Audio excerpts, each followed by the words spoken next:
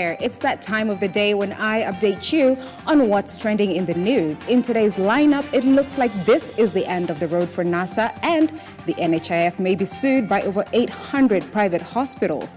These stories and more coming up with me, Joy Muchache. As usual, I'll start you off with our highlights. The news headlines in association with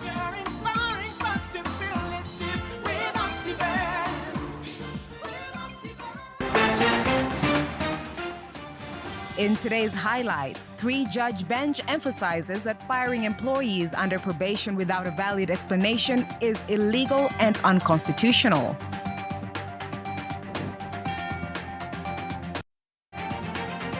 Also, more than 800 hospitals sue the NHIF over biometric registrations that seek to speed up payment of medical claims. And lastly, investors count billions of shillings in loss after Kenyan government destroys 20,000 tons of brown sugar from Zimbabwe. This and more coming up with me, Joy Muchache. Remember, all you have to do to talk to me is reach out to me at Lookup TV on both Facebook and Twitter. You can also subscribe to our YouTube channel. How about we get started? The Amani National Congress, the Wiper Democratic Movement, and Ford Kenya Party's National Super Alliance, NASA, in a joint statement to the press, ANC's Musalia Mudavadi and Wiper Kalonzo Musyoka and Ford Kenya's Moses Wetangula announced the three parties' departure from NASA to fully join the newly formed One Kenya Alliance, known as OKA.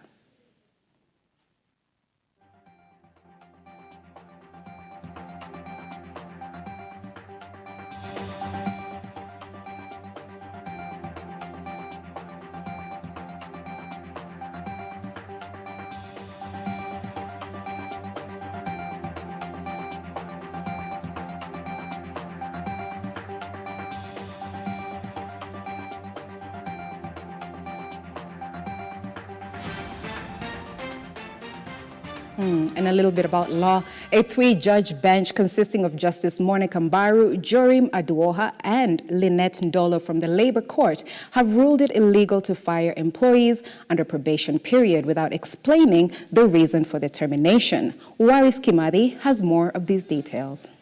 The court ruled that a 2007 law that allowed employers to dismiss employees employed under probation contract without explanation is draconian and discriminatory.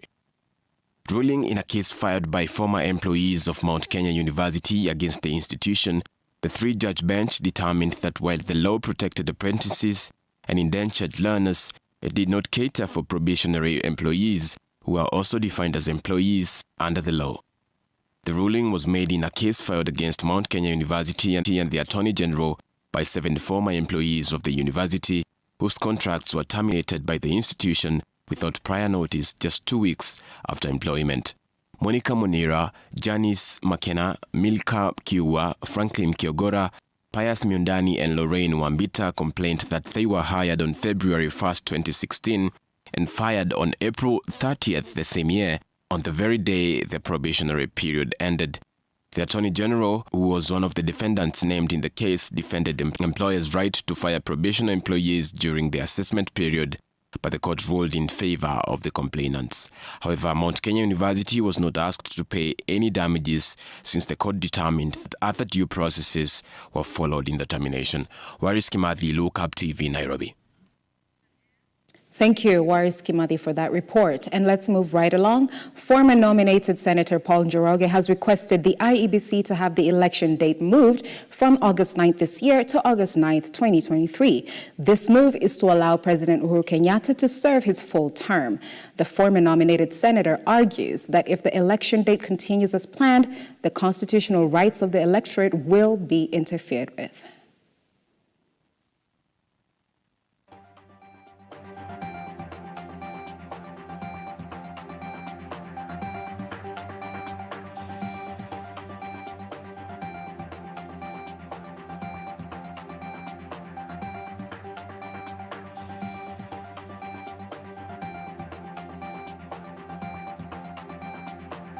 Right, and this is some good news for our tourism and our wildlife sector. The population of rhinos in Kenya has increased by a big percentage. Numbers rose from 1,441 in 2019 to 1,605 in 2020. The positive move from Kenya Wildlife Services ensured safety of these prehistoric animals. Rhinos are highly sought after for their horns.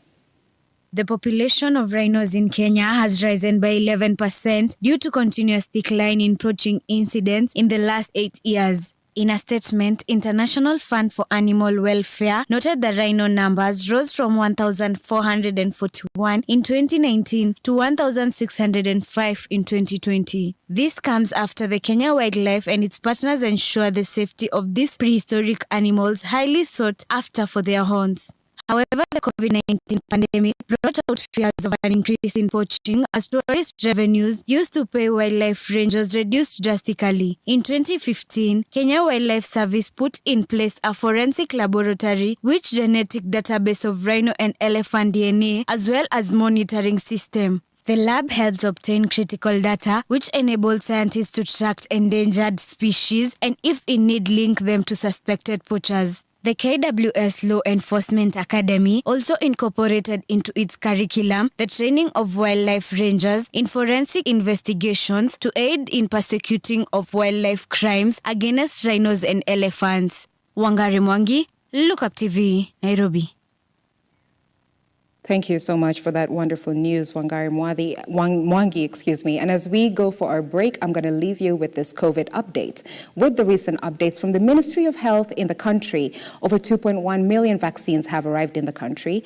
Countrywide, over 1.7 million persons have been vaccinated against the virus. Our reporter Keith Gitonga went to the streets of Kawangware, and as he reports, residents are not eager to get vaccinated. Some even saying that they don't trust the vaccines. Our reporter, Keith Gitonga, with more. It has been 4 months since vaccination in Kenya began. According to the recent updates from the Ministry of Health, the total number of persons who have received their first dose is over 1 million, while persons who have received their second dose are over 660,000. This brings to a total number of 1.7 million. With recent arrival of the 410,000 AstraZeneca vaccines, the country has received 2.1 million doses. With the gap between issuing the vaccines to the country, I was able to go to the streets of Kawangware where I interacted with its residents on matters of the vaccination. I got the chance to interact with a lady by the name Irene. She said she doesn't believe the vaccine. Judging from her friends who have been vaccinated, she noticed the health condition getting worse. Hiyo chanjo mimi nimeogopa. Kwa nini? Sababu siamini. Wale nimeona wamedungwa hiyo sindano wamekuwa wasi. Sasa siamini upande yangu. Na kama nikukufa mimi najua one day nitakufa. Kama hiyo corona ndio itanipeleka, niko ready for it. Hiyo hatastaki. Sasa unasikia wengine wanadungwa inakaukia kwa mwili na kata damu yao. Sisi tukubali tu kifo ya Mungu. Sasa hii nyingine ya kujiongezea hatujui Kenya wametuwekea. Unaona? Sasa udungwe tena uanze kutokea na mashida zingine, tunazisikia rumors zina spread, unaona? Chanjo tutaki sisi. I met a man by the name of Edward. He said he has been vaccinated and this was his experience.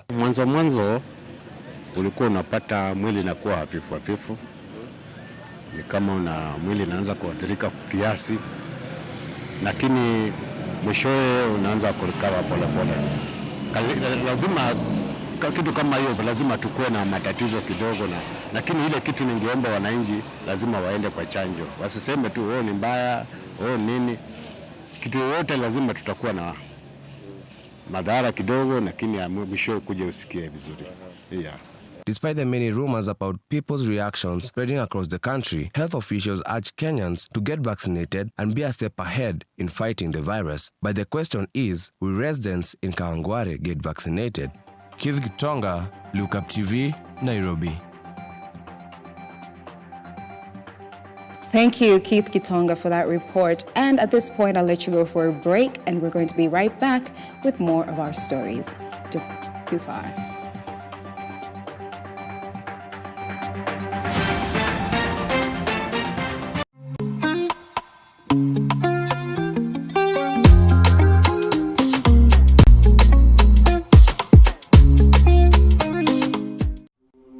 Welcome to Look Up Guest House, Retreat and Prayer Center. When you first come in, we will be happy to receive you at our reception, then proceed to our cozy and well-equipped accommodation facilities. We aim to provide our guests with a unique, comfortable and worthwhile experience. Here at Look Up Guest House, we provide our guests with a continuous supply of room amenities.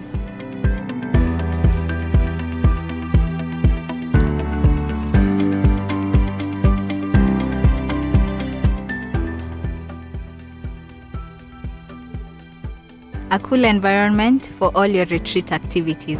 Look Up Guest House, Retreat and Prayer Center. For reservation, contact us on info@lookupguesthouse.org or call us on 0746 788 707. Welcome to the Natural Juicing Center. We are a unique organization that seeks to provide the community with an alternative healthcare option. We specialize in the use of a natural holistic system that focuses on building health through cleansing and nourishing of the body. We utilize a variety of natural health promoting methods in our services, which include juicing therapy, hydrotherapy, colon cleansing, massage therapy, and a comprehensive cleansing service, among others. Our juices are freshly made and tailored to each and every client's individual needs after evaluation by our team through our free consultation service. You can now book for any service or order for food supplements on our website www.naturaljuicingcenter.co.ke. You can also visit our center in Kahawa Sukari, house number 1334, Kahawa Sukari Avenue. Natural Juicing Center. Your health is your wealth.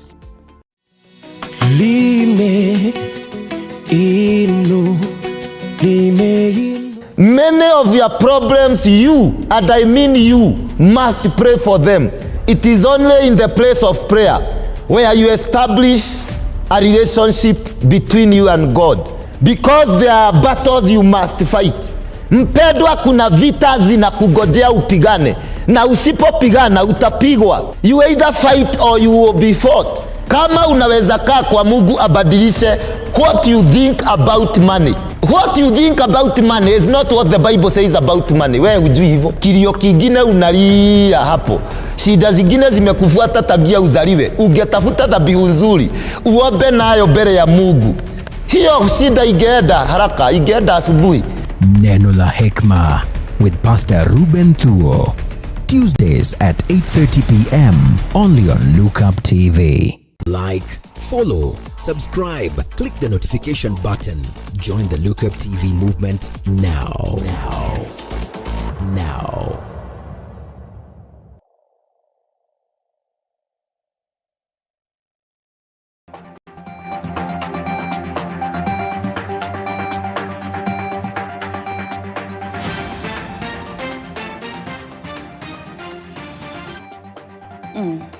And as you come back from that break, we are going to move on to a little bit about what is going on in terms of health in Kenya. Many Kenyans spend a lot of money seeking treatment and that of their loved ones. NHIF medical insurance cover plays a major role in providing affordable insurance to Kenyans. In the process of improving service delivery, NHIF has been overwhelmed by over 800 foes. Here's more on those details. NHIF Medical Insurance officially launched the biometric finger registration technique in October last year. President Uhuru Kenyatta was in attendance as one way to back the universal health coverage, which is one of the Big Four agenda. Over 800 private hospitals have sued the NHIF for what they claimed as a change made without their consent as stakeholders. The hospitals complained that the time given to adapt to the new registration system was not enough. Through their attorney Jennifer Washira, the hospitals have submitted the medical insurance case to court in order to get more time to be able to join in the new system. They further say that they will incur losses as they will have to buy new equipment to provide services according to the new NHIF regulations. Their main concern being many patients will not be able to receive treatment of any kind from hospitals which are yet to adapt to the new registration process. Angelique Opingo, Look Up TV. Thank you, Angelique Opingo, for that report. And after close to 3 years of lying at the Kilindini Customs Warehouse in Mombasa, the government has resorted to destroying 20,000 tons of condemned Zimbabwean brown sugar. And as Brian Amai reports, investors are bound to suffer losses amounting to up to 1.4 billion shillings as a result. According to a Gazette notice of July 2nd, issued by Port Operations Manager Abdi Malik Hussein, Kenyan authorities are set to destroy 20,000 tons of condemned Zimbabwean brown sugar that is reported to have been lying at the Kilindini Customs Warehouse in Mombasa for 3 years. The sugar, packed in 40 containers of 500 metric tons each, arrived at the port of Mombasa on July 15, 2018, aboard MSC Nicole. It was imported by Nairobi-based company Sirocco Investments Limited. Sirocco Investments Limited is one of the more than 200 companies licensed to import sugar to plug deficit in the country. Also to be destroyed is an unspecified amount of condemned brown sugar imported by Eagle Trading Company Limited and Reliant Traders Co. Limited. Kenya imports up to 300 metric tons of sugar from other African countries, with Uganda importing the lion's share to meet domestic demand of nearly 1 million tons. A ton of sugar goes for about 80,000 shillings in Kenya. In 2020, 603,788 tons of sugar were produced, compared to 440,935 metric tons in 2019. Brian Amwai, Look Up TV, Nairobi. Thank you so much, Brian Amwai, for that report. How about we do a little bit of our international news? 11 people, including 7 children, died when a boat struck a rock and sank on Lake Tanganyika off the coast of Democratic Republic of Congo. And as Roger Muruki reports, rescue workers managed to find the bodies of those 4 women, 4 girls, and 3 boys. While there were no reports of the total number of people aboard the vessel, 62 people survived the accident. The motorized canoe carrying passengers and goods had left Uvira at the lake's northmost end en route to the village of Karamba on the Ubwari Peninsula, striking the rock near Mboko. Boat sinkings are frequent in the DRC Congo, often with heavy loss of life. The vast country has few passable roads, and river and lake routes are common alternatives. Disasters with high numbers of fatalities are frequent on the lakes and rivers of DRC, where vessels are often overloaded, life jackets frequently missing, and many people cannot swim. Lake Tanganyika is the longest freshwater lake in the world and also borders Tanzania as well as Burundi and Zambia. Elsewhere, dozens of bodies have washed up on a river that marks the border between Ethiopia and Sudan. Witnesses said some of the bodies had gunshot wounds and others had their hands bound. The Setit River, which in Ethiopia is known as the Tekeze, flows through the conflict-hit northern Tigray region, where Ethiopian forces and allied fighters have been battling with Tigray rebels. A health worker who fled to Sudan to escape the fighting said that he had buried 10 bodies over the past week and another 28 bodies had been recovered. Finally, Nigeria has received a donation of 4 million doses of COVID-19 vaccine from the USA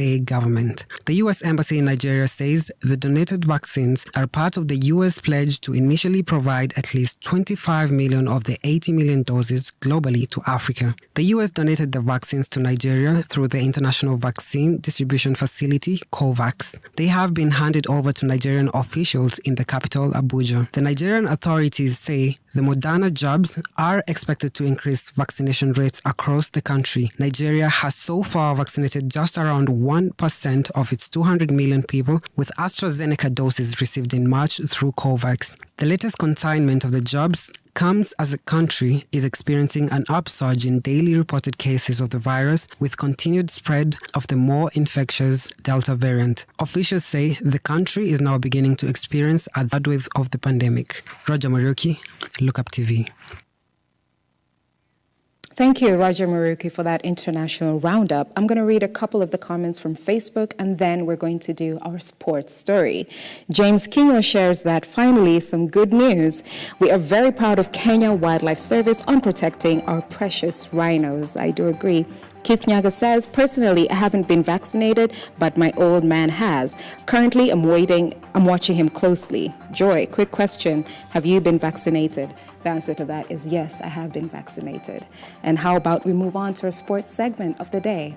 the former Southampton and Stoke City player Mark Harrison has officially been unveiled as head coach and Kenya Premier League champions Gor Mahia after the depart.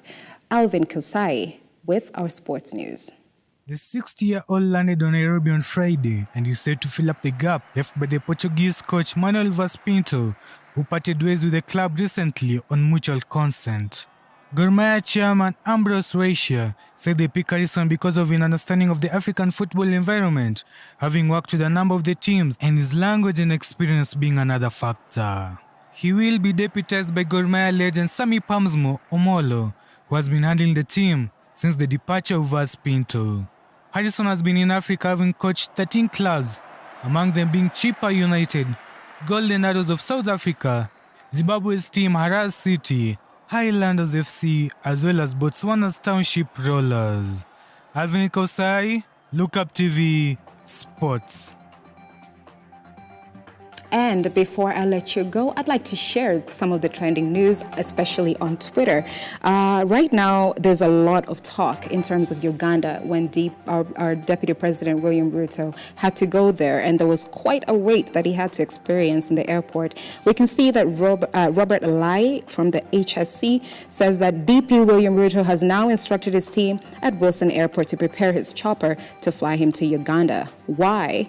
What was there in Uganda that he must go there even despite the national interest? And another one who is known as Wahinya says just a video of Ndinyi Nyoro complaining on why the government barred the Deputy President William Ruto from visiting Uganda, and it quickly reminded me on his statement when Miguna was deported. Moral of the story, never support impunity. Last but not least, we hear that confirmation from Lord Abraham Mutai, confirming that he is now headed to Uganda via private chopper. That was about 4 hours ago.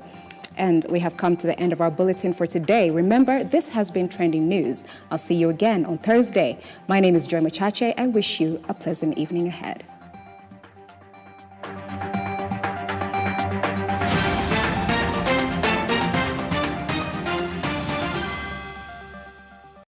We value your feedback and welcome your complaints about our programming and operations.